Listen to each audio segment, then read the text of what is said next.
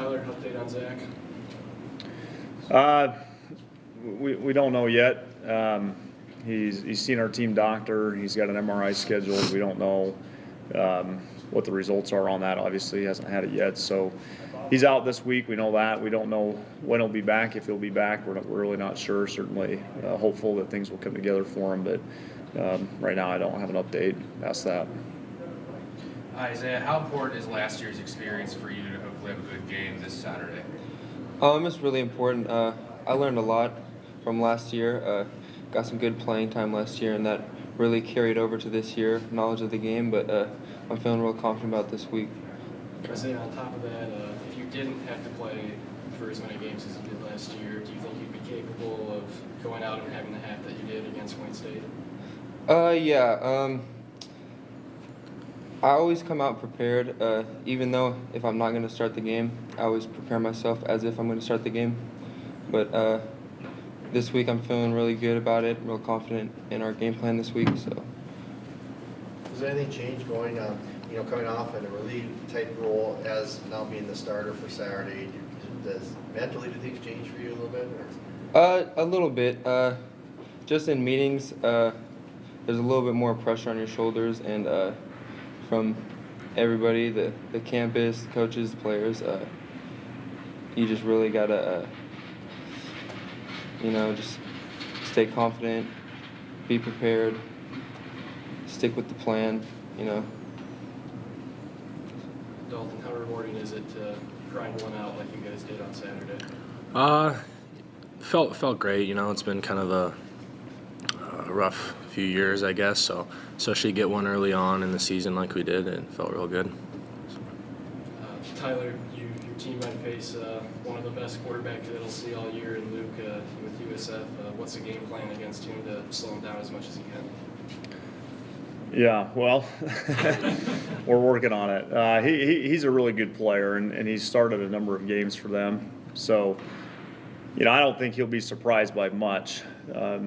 That being said, we just got to make sure that we are really fundamentally sound with what we're doing, execute our scheme, pursue, tackle well, get aligned right. I mean, all those things. We can't give them any extra opportunities. We can't give a good quarterback like Papillion extra opportunities. And so he'll make plays. I mean, he's too good of a player not to, and they'll make some plays. They're too good of a team not to. But at the same time, we just have to limit those as much as possible, limit the explosive plays, make them earn their way down the field as opposed to giving them, a quick strike of any sort. So, again, they're a good football team, and it does start with them. They're an excellent running team. Again, we just need to make sure that we execute our scheme, play well in that regard, and then just try to slow them down as much as we possibly can. Does the offense change at all, at least for this week with Isaiah taking over, or same scheme? That's a good question, and as I've talked to our coaches about that, we've ran the offense that we've been running here for some time, and for Isaiah's part, him and I have been working together extensively since January. And I told our coaches, I said, look, this is what we've trained to do. Our players, our coaches, this is what Isaiah's done. We can't reinvent the wheel, this week because of that. So, our game plan is going to be centered around what's best for our team and the best way to win. That's how we always do it. But, Isaiah, he executed everything on our call sheet last week. So when Zach went down, there wasn't, a series of calls that I said, I'm not going to go to those now because Isaiah's in. We did everything just like we normally would, and he played, really, really well. And so we don't have any plans of changing anything. We'll continue to do what we do and trust that Isaiah will get the job done. Tyler's special teams played a big part, I thought, last week. We talk about special teams, and I think people that are just casual fans don't understand how big special teams. Aaron Ladeau came up just huge for you in the fourth quarter. Yeah, we talk about really in our plan to win that one of those elements is winning the kicking game. So Aaron had 2 terrific punts inside the 10. He is a weapon for us. We want to use him as much as we can in that regard. Our kickoff coverage was really well done. On 4 kickoffs, their average starting field position was the 20-yard line coming off those kickoffs, which is terrific to be in.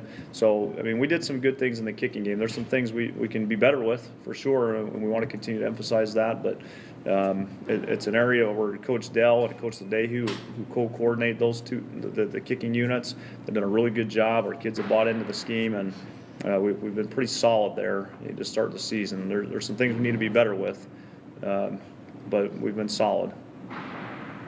Well, Tyler, from a coaching aspect, your 3rd game and 2nd team you're playing 3 weeks, it's in the top 20. Comparing this to your opener, as a coach, do you assess things and see like how far this team has come in just a couple of weeks after the win over Illinois State there?